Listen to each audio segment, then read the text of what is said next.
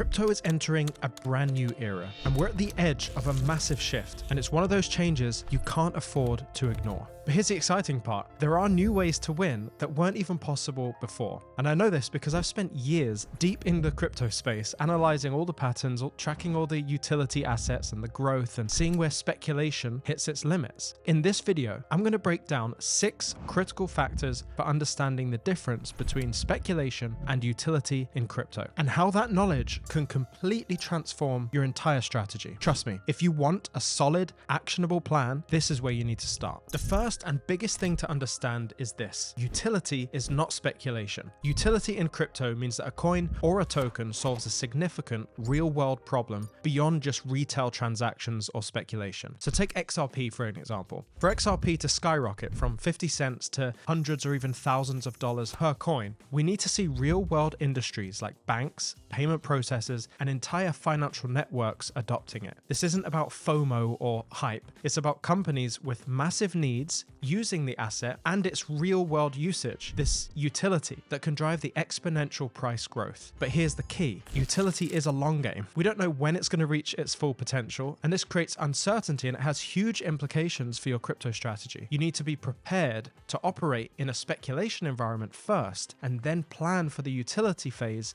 in the future. And here's how you do it. One part of your portfolio should be focused on the short-term speculative gains, where you can take profits based on market psychology, specifically market psychology. The other part, well, that's the long-term hold, your bet on utility. The second concept I need you to understand is that speculation has its limits. Speculation's all about hype and FOMO and actually human psychology, which means it's ultimately limited on how much greed and how much fear the market can handle. There's only so high a price can go on speculation alone, and there's a floor to how low it can drop when fear takes over. In contrast, utility has a completely different kind of floor, and it's actually based on the inherent value of the problem that that crypto asset solves. So if a coin has no real-world use case, no utility, then it doesn't have a long-term floor at all. The value can actually go to zero, but in a speculative environment, even assets without utility can still experience massive temporary gains. And the key here is to understand these limitations and adjust your strategy accordingly. Now, on that topic, let's actually talk strategy. To create a well-rounded approach, you need to ask yourself a few critical questions. How confident are you that there will be another speculative bull run before the utility phase? And based on your confidence, you can actually separate your portfolio up into either a short-term, which is speculation pot, or a long-term, which is a utility pot, and really think it through. Does it feel right to you to spread your portfolio in this way? Another thing to consider is your willingness to wait. If utility doesn't peak for another 10 years or so, are you actually comfortable not taking profits until then? And it's a deeply personal decision here, but it is essential if you want to create a realistic and effective plan. Quick personal insight here. When we talk about XRP, I believe the speculative ceiling, the highest price it will go in the bull run, is somewhere between $7 and $15. I believe that's the limit of what retail-driven speculation can achieve without utility. But once we're in a true utility phase, where large-scale institutions and banks are actually using it, the price could go far beyond what speculation could do alone. But until that happens, any price movements is actually going to be limited by the boundaries of the market psychology. That's fear and greed and FOMO. So here's some things you can look for to see if an asset, a crypto, actually has utility-based potential. So first, you need to make sure that asset is actually compliant with the upcoming blockchain standards like ISO 20022. Now, this is basically a language that's crucial for interoperability between blockchain networks and traditional financial systems. So for instance, if a bank or a financial institution is going to use a crypto asset, it has to be able to speak to the existing financial infrastructure. So assets that meet these standards are significantly more likely to see real-world adoption in the payment space. And second, you have to assess the scale of the problem that it solves. We're going to take XRP again. Its use case is in the cross-border payments sector, which is actually a $150 trillion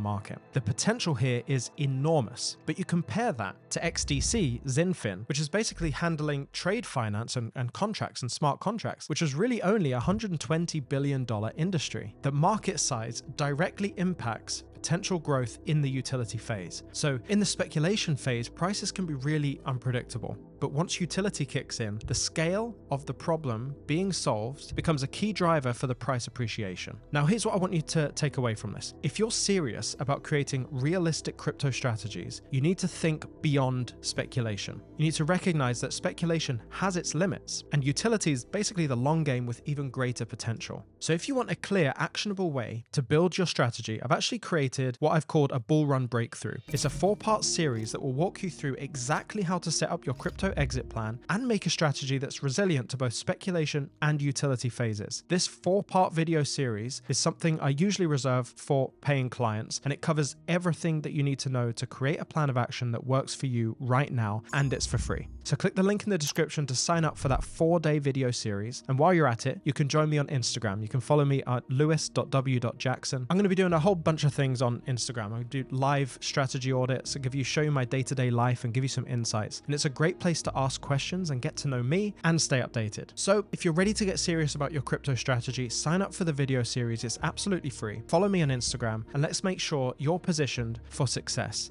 both now and in the long term.